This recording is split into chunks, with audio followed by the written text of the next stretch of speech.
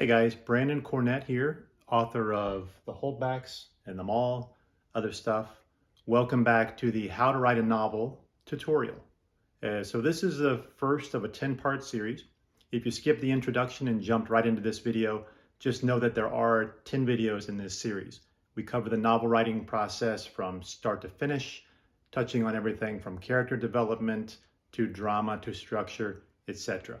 But today, in this video, we're going to talk about how to start writing a novel once you have an idea in your head.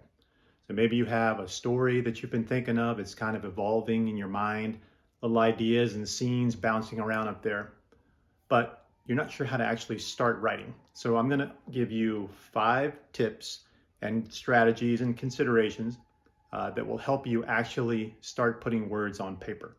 So the first thing to do is to start capturing your thoughts and ideas.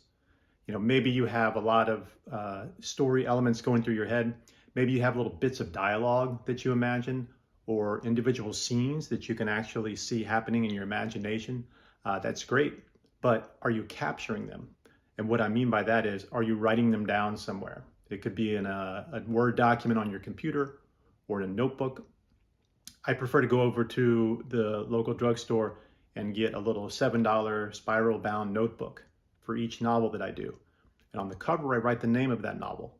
And that's where I go to start writing out ideas, thoughts, because trust me, you think you're going to remember them. You think, oh, this is a great idea for a scene. I can picture the whole thing in my mind. And then life comes at you, as it always does. And you have responsibilities and duties and then this and that. And the next thing you know, you've forgotten everything, that great scene that you had. So first step to start writing a novel is just start writing things down. Individual, it doesn't even have to go in order. Individual scenes that might pop up in your head, ideas. If you have like a little exchange of dialogue that for some reason just pops in your head, the way that they do out of nowhere, write it down. Make sure you don't lose it. And a notebook, a spiral bound notebook is a great way to do that because you don't have to fire up the computer every time. You just write it down in your notebook, okay? So the next thing, number 2, is to start thinking about your protagonist. What is a protagonist? It comes from the Greek for protos, meaning first in importance, and agonistes, which means an actor, or in this case, a character. So your protagonist is literally the most important actor or character in your story. It's also referred to as the main character. So at this point, you don't really have to know everything about your protagonist, and you don't even need to know everything about your story. You can kind of figure some things out as you go along, as you're writing from chapter to chapter. But to start your story, you at least have to have some sense of who your protagonist is and what they're all about. So the more you know about this person and their hopes and dreams and fears and concerns, their goals and objectives, the more you know, the easier it's going to be to write your story, because you will know how that character is going to respond to the events that take place in the story. Okay, so that's the first thing, start capturing your thoughts. The second thing is to start thinking about your protagonist. And a little quick tip, what I like to do with my main characters is create a little diary or journal. All right, so this is like a character journal. I pretend that the diary is my protagonist or main character's diary, and I'm just writing down their thoughts. Now, this is something that no one is ever going to see. You're not going to show it to anybody. It's just like a real diary, something you keep private, but it's your character's diary. And you would be amazed at what you can discover about a character, a fictional character, by sort of putting yourself in their headspace and writing down ideas in this little fictitious diary. Free association, just let it flow. Just write down things and thoughts and what they want out of life and what they're concerned about, what they're afraid of, what keeps them up at night, what gets them out of bed in the morning. Write those down in your little fictional journal and you'll start to develop some real depth for your protagonist. Moving on to item number 3, or how to start writing a novel once you have an idea, and that is to look for and think about conflict. Stories are all about conflict. You've got a protagonist, a main character, who wants something or is trying to achieve something. They have goals and objectives. And then you have stuff that gets in their way. And when those two things collide, you have conflict. You have a protagonist, you have an antagonist. You have goals, you have obstacles. And the more those things collide, the more you create conflict, which in turn develops drama. All drama in fiction, when you think about it, comes from conflict. Think about one of your favorite books, something that you know by heart, that you've read more than once. And chances are there's some central conflict that runs throughout that story between the protagonist and the antagonist. So early on in your planning, as you start to write your novel, make sure you're thinking about conflict. You could have multiple layers of conflict and different types of conflict, in addition to the main one between the protagonist and the antagonist, two opposing forces. So when you start to think about the conflict, that's when the story is going to start to unlock itself in your mind. And as you start to write, you'll be like, ooh, I can, jazz it up. I can increase the stakes, increase the tension by increasing the conflict. Okay, item number 4, how to start writing a novel when you have an idea, is to aim for progress, not perfection.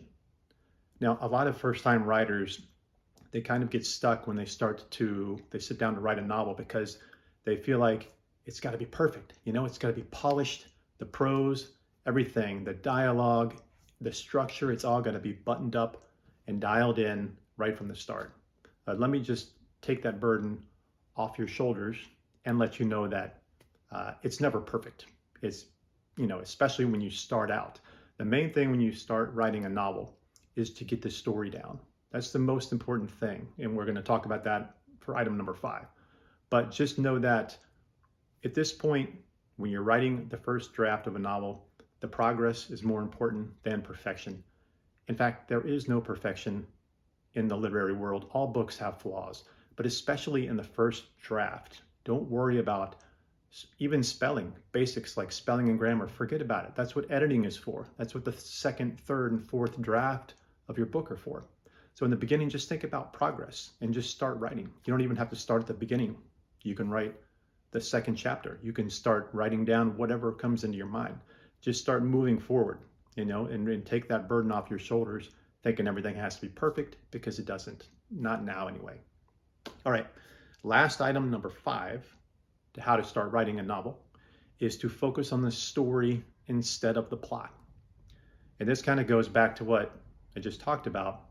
Some first-time writers, they get what I call analysis paralysis. And that means that they analyze the story to the point that it paralyzes their writing. They don't even know how to begin. And a lot of that comes from overthinking the plot. So your plot is just like the events that happen, the main points throughout the story.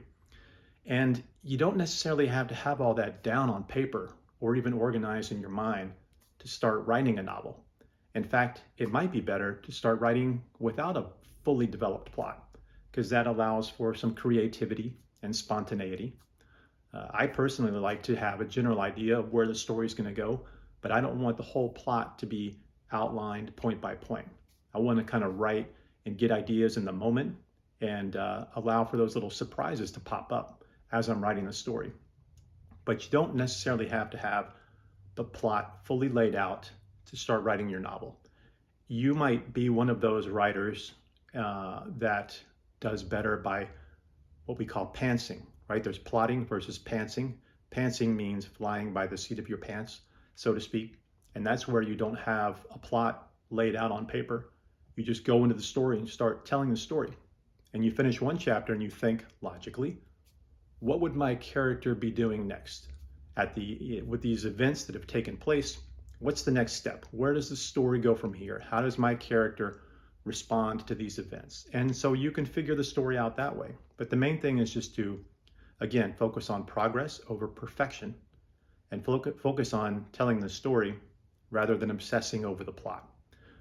Once you get your story down, if you're not happy with the structure, then you have all of this material to work with, and you can use index cards or whatever to organize the plot points and to restructure the novel. But it'll be so much easier once you have a story down. So in the beginning, just try to focus on the story itself. The challenges, the basics, the character, what the character wants, what's opposing the character, the conflict that arises along the way. These are the basic elements of a story. And if you focus on them as opposed to the nuts and bolts of structure or plotting, you're going to have a much easier time writing your novel, I promise. So that's about it for this one. In the next video number 2 of the series, we're going to be talking about structure, and touched on it here. We're going to dig into it much deeper in the next video, how to structure a novel. So if you haven't done so already, subscribe. In addition to this 10-part series on how to write a novel, I'm going to be doing a lot of other videos on just the whole fiction writing process, all aspects of it. So subscribe, and if you like this video, hit that thumbs up, because that helps other people find it. And thanks for watching. Happy writing.